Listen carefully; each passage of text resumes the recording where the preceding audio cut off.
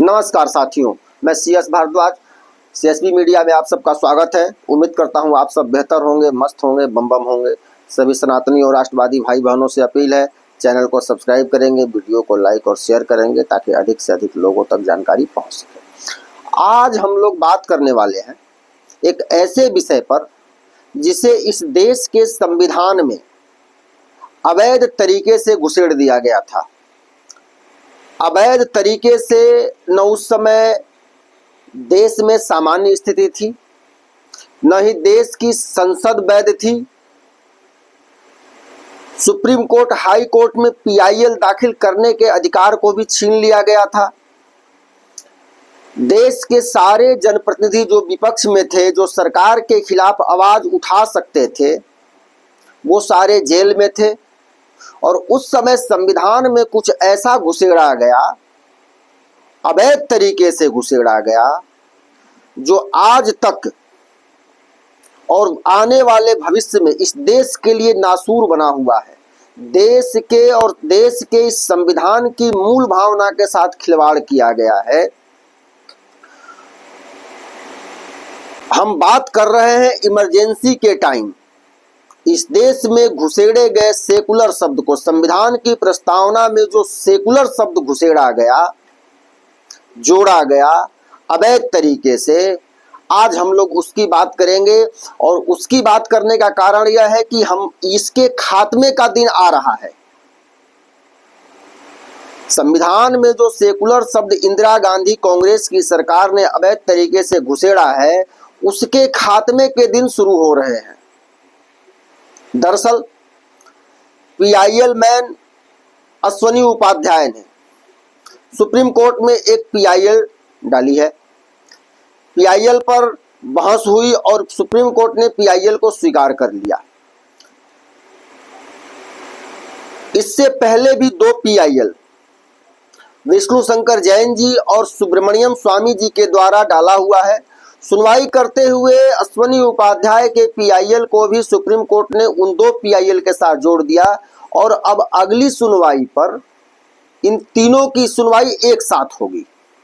अश्वनी उपाध्याय ने जो PIL डाली है, उसमें उन्होंने मांग किया है कि संविधान बनते समय, जब संविधान इस देश में लागू हुआ था 26 जनवरी 1950 को, उस समय संविधान की जो मूल भावना थी, जो बेसिक स्ट्रक्चर था, जो संविधान की प्रस्तावना थी, उस प्रस्तावना को रिस्टोर किया जाए। अब भाई रिस्टोर क्यों किया जाए, उन्होंने उसके कारण भी बताए होंगे उसमें, लेकिन हम सब यह जानने का प्रयास करेंगे कि आखिर यह संविधान की प्रस्तावना में संविधान की मूल भावना से छेड़छाड़ कब की गई, क्यों की गई, यह कितना वैध है, इसकी वैधता कहां तक सही है। इस विषयों पर हम आज चर्चा करेंगे।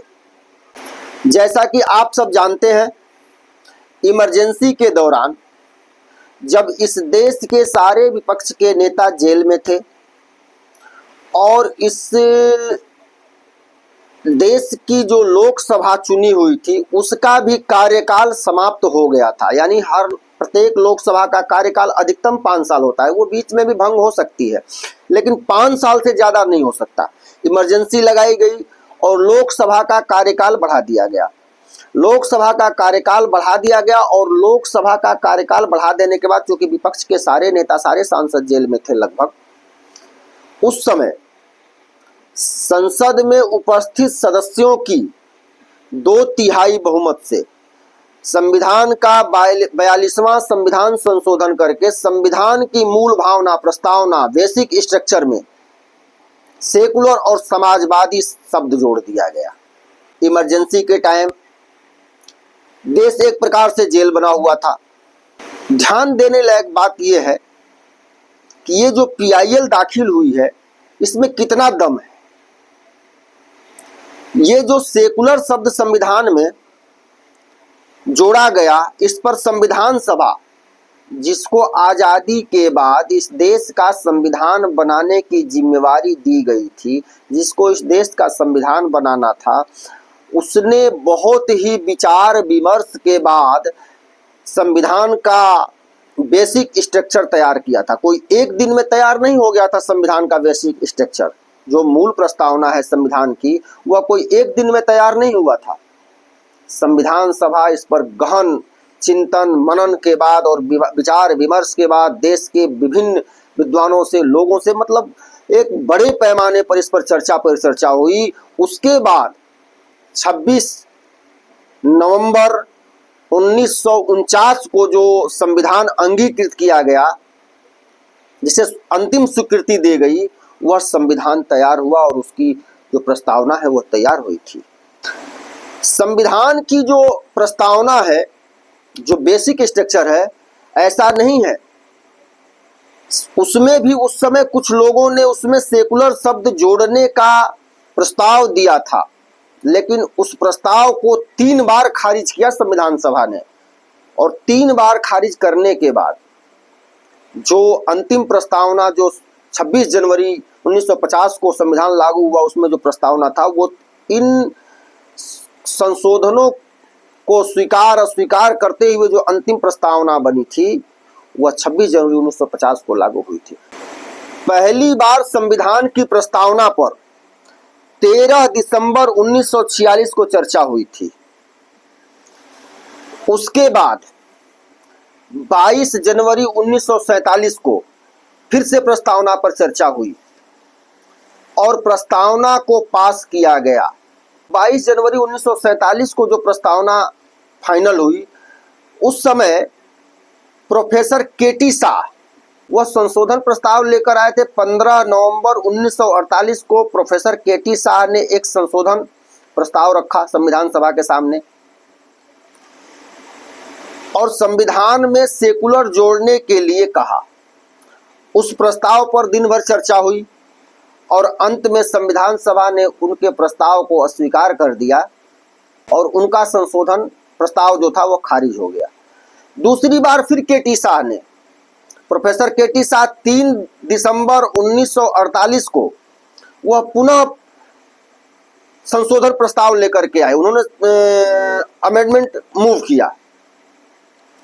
उस दिन फिर दूसरी बार भी उस पर दिन भर चर्चा हुई और दिन भर चर्चा के बाद फिर संविधान सभा ने पुनः गहन विचार विमर्श और अध्ययन के बाद उनकी प्रस्तावना को पुनः स्वीकार कर दिया और उनका प्रस्तावना संशोधन प्रस्ताव था वह खारिज हो गया संविधान सभा से। इसके बाद दूसरी बार नहीं, तीसरी बार भी प्रोफेसर केटी शाह 6 दिसंबर 1948 यानी 3 दिन बाद ही पुनः वह संशोधन प्रस्ताव लेकर आए संविधान सभा के सामने कि संविधान में सेकुलर शब्द जोड़ा जाए। तब पंडित लोकनाथ मिश्र ने कहा था यह भारत की संस्कृति को बर्बाद कर देगा। जब चर्चा उस समय हो रही थी, तीसरी बार जब 6 दिसंबर 1948 को प्रस्तावना में संविधान के प्रस्ताव पर जब चर्चा हो रही थी, तो पंडित लोकनाथ मिश्र ने कहा था यह भारत की संस्कृति को बर्बाद कर देगा। तभी उसी समय एच.वी. कामत ने कहा था कि ये हमारे लिए बिल्कुल ठीक नहीं है, यह विदेशी कंसेप्ट है और यह भारत का कंसेप्ट है ही नहीं। और दिन भर की गहन चर्चा परिचर्चा अध्ययन विचार विमर्श के बाद तीसरी बार भी वह प्रस्ताव अस्वीकार हो गया और उनका संशोधन प्रस्ताव गिर गया संविधान सभा से। उनके 3 संशोधन गिरने के बाद संविधान सभा में फिर एक विचार बना, कुछ लोग इस तरह की बात उठी होगी, तो 17 अक्टूबर 1949 को फिर संविधान की प्रस्तावना पर चर्चा हुई और फाइनली प्रस्तावना स्वीकार किया गया, जो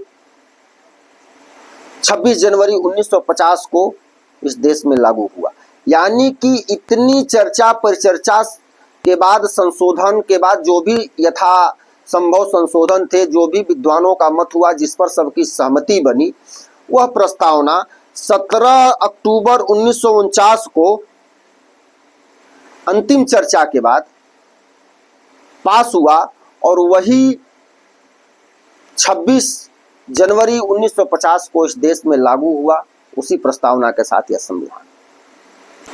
आप सबकी जानकारी के लिए मैं बता दूं, जो संविधान की प्रस्तावना है उस पर आज भी जो तारीख अंकित है वह 26 नवंबर 1949 की तारीख अंकित है, जिस दिन इस देश के संविधान को फाइनली स्वीकार कर लिया गया कि यही संविधान, जो भी निर्धारित तिथि होगी, और निर्धारित तिथि क्या थी, 26 जनवरी 1950 को यही संविधान इसी रूप में इस देश में लागू किया जाएगा।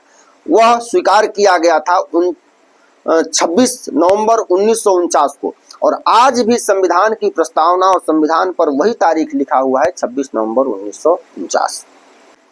26 जनवरी 1950 के बाद सुप्रीम कोर्ट की बहुसदस्यीय खंडपीठों ने समय समय पर इस पर अपना विचार दिया और प्रस्तावना से छेड़छाड़ के विषय में जो भी तर्क वितर्क हुआ, जो भी विषय आया, उस पर जो दिया, उसके कुछ उदाहरण मैं आपको देना चाहता हूं।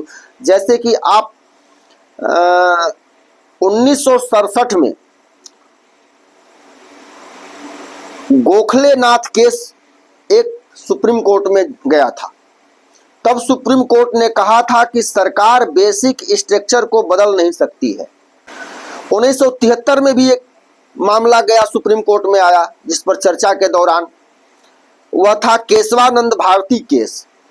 तब सुप्रीम कोर्ट के 13 सदस्यीय खंडपीठ ने, 13 जजों की खंडपीठ थी, आप समझिए कितनी बड़ी खंडपीठ थी, संवैधानिक पीठ थी, बहुत बड़ी संवैधानिक पीठ थी। और तब उस संवैधानिक पीठ ने, 13 सदस्यीय संवैधानिक पीठ ने 1973 में कहा था, सरकार संविधान के बेसिक स्ट्रक्चर को बदल नहीं सकती। उस समय भी यह कहा गया। लेकिन इन सब को ताक पर रखते हुए इमरजेंसी के दौरान 1976 ईस्वी में इंदिरा गांधी ने संविधान की प्रस्तावना को बदल दिया और उसमें सेकुलर शब्द जोड़ दिया। अब आप समझिए कि यह कितना बड़ा धोखा है इस देश के साथ, कितना बड़ा छेड़छाड़ है संविधान के साथ, जिस चीज को बदला नहीं जा सकता। इस देश के विधि ज्ञाता, इस देश के बौद्धिक लोगों ने आजादी के समय कितनी बड़ी चर्चा परिचर्चा तर्क वितर्क के बाद जो संविधान की प्रस्तावना बनाई, और उसमें यह कहा गया कि संविधान की प्रस्तावना संविधान का मूल भावना है, संविधान का आधार है और इसको नहीं बदला जा सकता। उसको इंदिरा गांधी ने इमरजेंसी के दौरान अवैध तरीके से बदला। इस देश के साथ कितना बड़ा धोखा किया कांग्रेस ने और इंदिरा गांधी ने। अब मान लीजिए किसी का 2/3 बहुमत आ गया और संविधान में से न्याय शब्द ही हटा दे, संविधान से लोकतांत्रिक शब्द ही हटा दे, संविधान की मूल भावना जो प्रस्तावना है उसमें समानता का जो अधिकार है, समानता की बात ही हटा दे, क्या होगा? किसी को 2/3 बहुमत मिल जाए, वो संविधान से डेमोक्रेसी शब्द ही हटा दे। किसी को 2/3 बहुमत मिल जाए, वो मौलिक अधिकार को ही हटा दे। भाई जब अगर इमरजेंसी के दौरान संविधान की प्रस्तावना में संशोधन वैध है अगर, तो उसमें कुछ भी जोड़ा घटाया जा सकता है। अब जहां तक जोड़ने की बात है, किसी को 2/3 बहुमत मिल जाए, कल को कोई आए और वो संविधान में जोड़ने की बात हो, सरिया जोड़ दे, बताइए क्या होगा? इसलिए न्यायालय और सरकार को यह ध्यान देना होगा, संविधान की प्रस्तावना अपरिवर्तनीय है। संविधान की प्रस्तावना संविधान का आधार है, उसका बेसिक स्ट्रक्चर है, उसका स्वर्णिम अक्षर है, संविधान की आत्मा है। संविधान की प्रस्तावना जो है वो संविधान की आत्मा है, और संविधान की आत्मा, उसकी प्रस्तावना, उसके आधार, उसके फाउंडेशन को बदलने की इजाजत नहीं होनी चाहिए किसी को। वह अपरिवर्तनीय है और यह किसी भी प्रकार से वैध नहीं होना चाहिए। अगर इस प्रकार का कोई भी कृत्य हुआ है तो वह बिल्कुल अवैध है।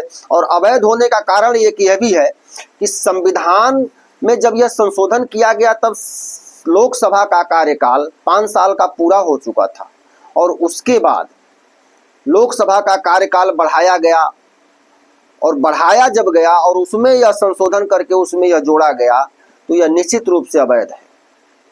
अभी फिलहाल 25 जून को सरकार ने लोकसभा में एक प्रस्ताव आया कि इमरजेंसी अवैध थी, और बहुमत से सदन में यह प्रस्ताव पारित हुआ कि इमरजेंसी अवैध थी। और जब इमरजेंसी अवैध थी तो इमरजेंसी के दौरान लिया गया हर फैसला अवैध है।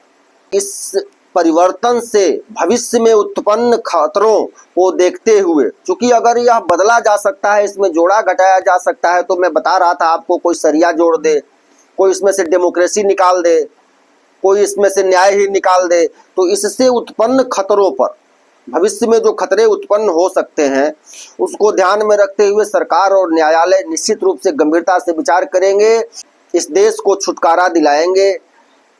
यह हम सब की उम्मीद है, जनता की उम्मीद है और याचिकाकर्ता भी इसी भावना से कि संविधान की प्रस्तावना से कोई छेड़छाड़ नहीं होनी चाहिए, यह बिल्कुल अवैध है और अगर ऐसा हुआ तो भविष्य में बहुत कुछ गड़बड़ा सकता है। कोई कुछ कर देगा, कोई कुछ जोड़ देगा, कोई कुछ घटा देगा, किसी का 2/3 बहुमत आएगा तो वो सरिया ही जोड़ देगा भाई।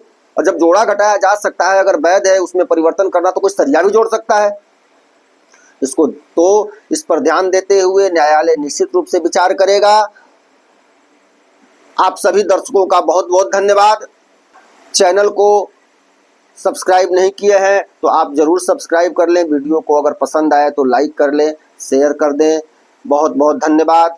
वंदे मातरम। जय हिंद, जय भारत।